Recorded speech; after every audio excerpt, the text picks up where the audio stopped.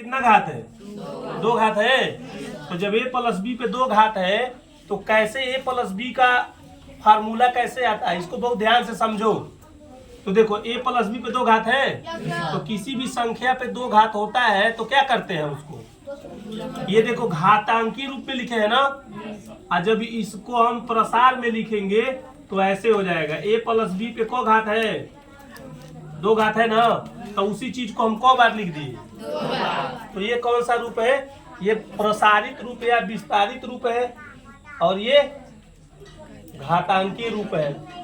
समझ गए? तो जब हम इसको सॉल्व करेंगे, जब इसको हम सॉल्व करेंगे तो देखो कैसे होगा। मल्टीप्लाई करना है ना, क्या करना है? तो मल्टीप्लाई करना है, तो a का मल्टीप्लाई a में करोगे तो क्या होगा? a का मल्टीप्लाई a में करोगे तो a मल्टीप्लाई a होगा, ये गुणे होगा ना। a का गुणा a में करोगे तो a गुणे हो गया। अब यहाँ कौन सा चिन्ह है और यहाँ कौन सा चिन्ह है? तो प्लस प्लस का चिन्ह क्या होता है? गुणा करने पर प्लस हो जाता है। अब यहाँ प्लस है और यहाँ प्लस है, तो प्लस प्लस का गुणा प्लस। a का गुणा b में a गुणे b लिखेंगे ना, a गुणे b लिखो चाहे a b लिखो, बात एक ही है, बीच में गुणा रहेगा। अब आगे देखेंगे, a का गुणा a में हो गया, a पे a गुणे a का गुणा b में हुआ a गुणे b।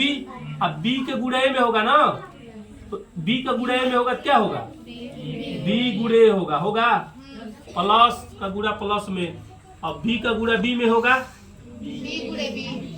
बात समझ में आई? इधर देखो बाबू आशीष, a का देखो a का गुणा a में a गुणे a का गुणा b में a गुणे b, b का गुणा a में b गुणे b का गुणा b में। ये क्या है? सर्व समीकरण है, आइडेंटिटी है, ये सर्व समीकरण हम पढ़ रहे हैं। तो यहाँ देखो, अब आगे प्लस है, आगे कौन सा चिन्ह है? तो आपको पता है कि जब आगे प्लस होता है तो हम प्लस लिखते हैं, नहीं लिखते हैं कोई समस्या नहीं है। जैसे गणित में ना कुछ चीजें जानते हो, गणित में कुछ चीजें ना कहीं पे थोड़ा सा छूट रहता है। जैसे यहाँ पे प्लस है ना, आप लिखिए न लिखिए, यहाँ पे मल्टीप्लाई है, लिखिए न लिखिए, समझ रहे हो? कुछ चीजें छूट रहती है, तो यहाँ प्लस हटा दे रहे हैं। तो a का मल्टीप्लाई a में करेंगे तो घात a पर है ना, तो क्या होगा? a पे कितना घात? यहाँ एक रूल है जो कक्षा 8 वाले जब आगे जाएंगे तो पढ़ेंगे, एक्सपोनेंट एंड पावर में। देखो a गुणे a है ना, बोलो, तो यहाँ को घात है? तो जब घात बराबर है, यहाँ पे दोनों का एक एक घात है, तो जब जुटेगा कब? ये जब बराबर होगा तब आधार बराबर होगा, तब बेस ये बराबर होगा, तब ये दोनों क्या है? बेस है ना। तो जब बेस इक्वल होगा, गुणा है बीच में, तब जुटेगा ये। अगर बेस इक्वल नहीं रहेगा तब एक बार और बताएं कि समझ गए? आदि के ध्यान उधर कहाँ है, पढ़ाई इधर है, उधर दिख रहे हो तो समझ रहे हो बात हमारी? अगर कोई पूछेगा आपसे कि यहाँ से प्लस गायब क्यों हो गया, तब क्या कहोगे? हाँ, प्लस न पहला अंक है ना, तो प्लस लिखे चाहे न लिखे। अगर ये कोई कहेगा कि घात जुट कैसे गया, तब क्या कहोगे?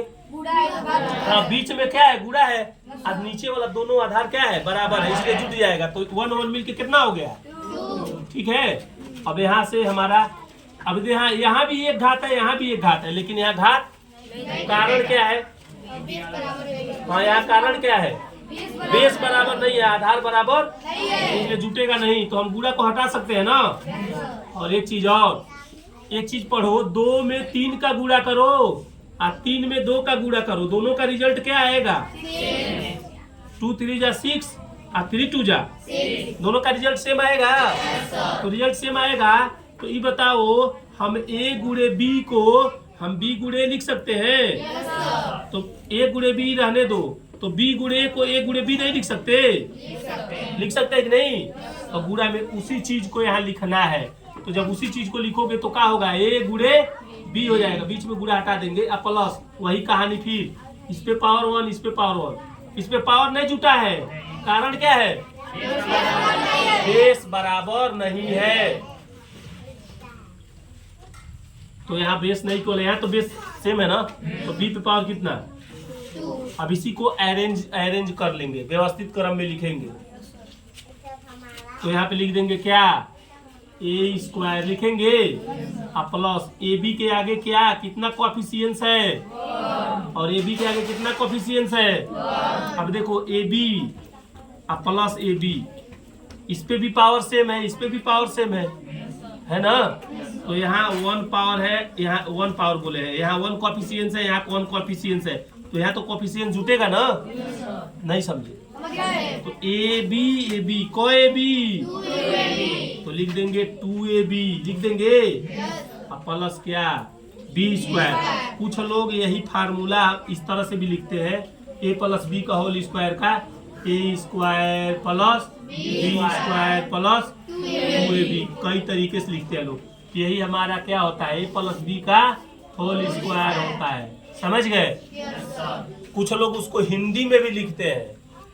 हिंदी में कैसे लिखते हैं, इसको लिखते हैं पहला पद, क्या लिखते हैं प्लस, इसको क्या लिखते हैं दूसरा पद।